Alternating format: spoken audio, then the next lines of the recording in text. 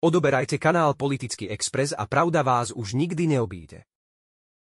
Pripomínanie si Slovenského národného povstania, SNP, nemôže byť iba o symboloch, ale aj o tom, či sa aj dnes napĺňa jeho odkaz.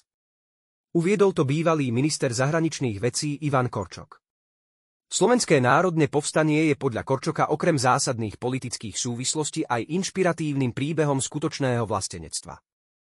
Podľa Korčoka sa však súčasná vláda odkazu Slovenského národného povstania dramaticky spreneveruje v tom, akú robí zahraničnú politiku.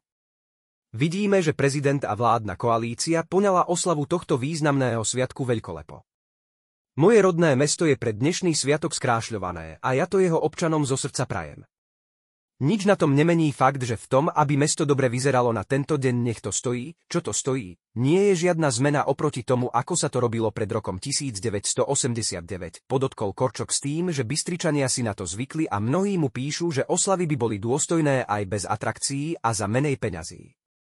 Choreografia je vizitka vlády a jej priorít. Nech posúdia občania.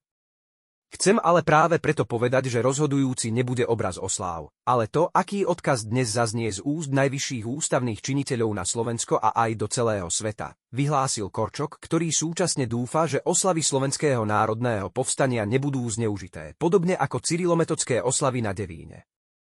Tie boli podľa Korčoka sprivatizované súčasnou mocou a použité na šírenie nenávisti a ďalšieho rozdeľovania spoločnosti. Preto tlmočím odkaz nás občanov vládnym predstaviteľom do Banskej Bystrice, že Slovenské národné povstanie patrí nám všetkým bez ohľadu na to, koho sme volili, uzavrel Korčok.